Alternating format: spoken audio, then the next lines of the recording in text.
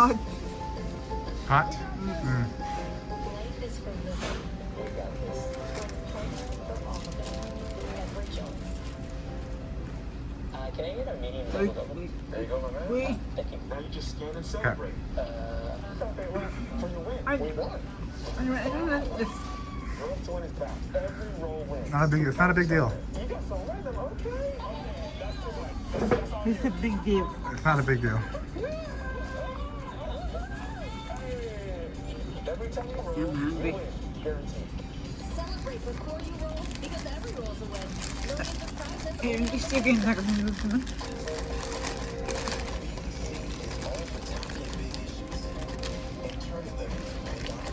You know what he did? Everything is on one side. For entrepreneurs. I don't want to eat so much. Advising smarts. My daughter loves reading. It's like her happy place. It turns out this is something she shares with her great aunt, Florence Morel. Books were Florence's happy place too. I discovered on Ancestry that Florence had a book published before she came to Canada. Once she settled here, she became a teacher and was able to keep sharing her stories with her students. Get to know your family story. Get started for free at ancestry.ca. If you wouldn't have come here, I would really change the meaning of life.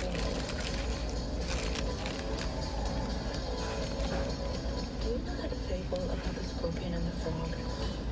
They both die. Because the scorpion can't change its nature. Maybe you're the scorpion.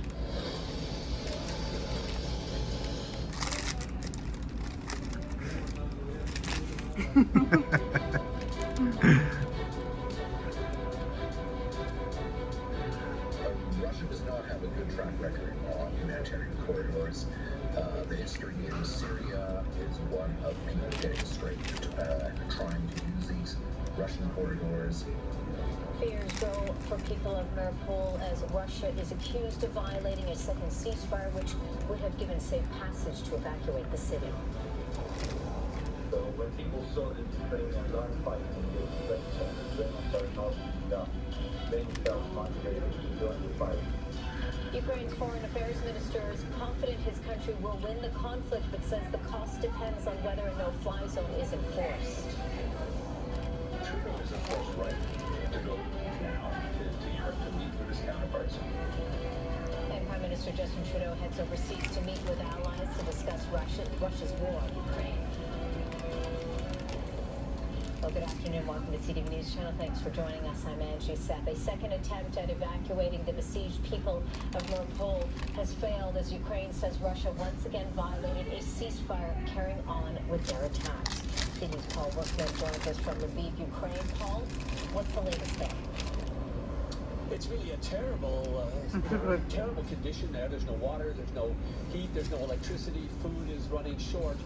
And so this was a chance to begin the process of getting up to 200,000 people out of the city itself, probably mostly women and children and the elderly. It failed for the second time. The Russians apparently continued shelling, and so everybody who was preparing to get on buses and get out of there then had to return to their homes. It shows just how difficult setting up these humanitarian corridors are. It's very easy for something to go wrong, you know. For one side to give their word that nothing is going to happen is not worth very much, considering the situation on the ground. And I think that's what's going on now. There's been no explanation from the Russians. They said earlier that they were willing to do these humanitarian corridors, but now it's all fallen through. And so it just means that these poor people in Mariupol will have to pray and hope and wait to see if there can be another opportunity in the coming days. That's CTV's Paul Workman for us, reporting from Lviv, Ukraine. Joining me now is Frank Simpson, historian at the Canadian Institute of Ukraine Studies at the University of Alberta. Frank, good to have you back on the program. I want to get your take here now. A second attempt at a ceasefire that has failed once again. Your thoughts here as we kind of read into what we see as sort of glimmers of hope here. But sort of course, you know, falling by the wayside as more and more civilians are fearing for their lives. I think glimmers of hope is the right expression.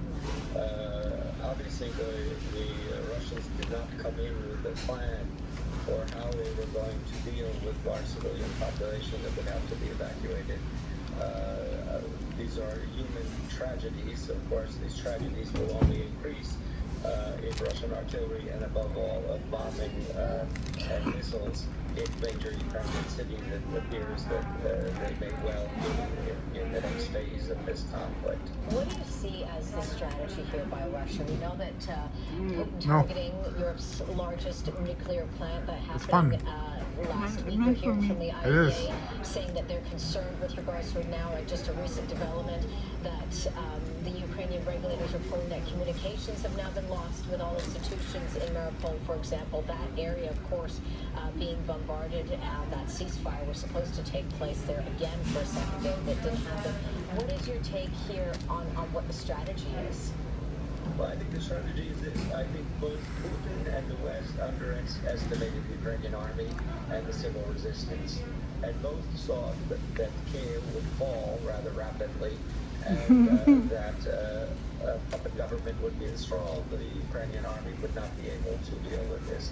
The Ukrainian army has put up an amazing defense of the country.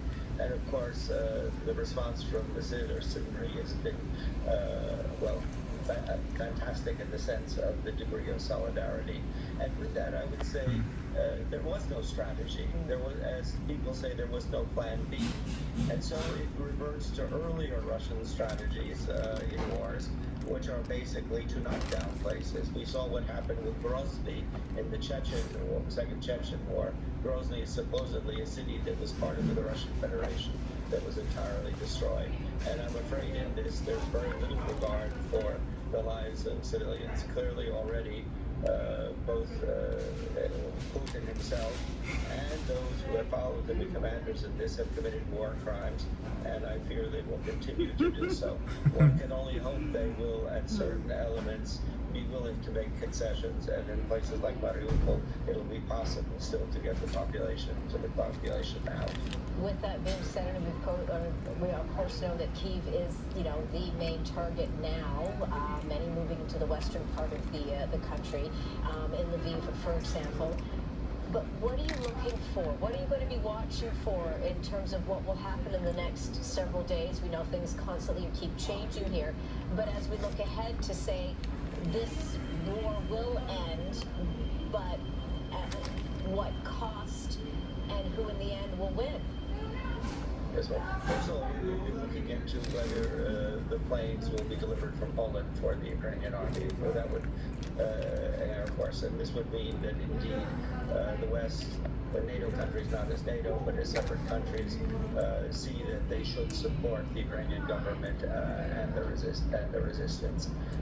I think that will be crucial then as to whether the country can carry on this struggle.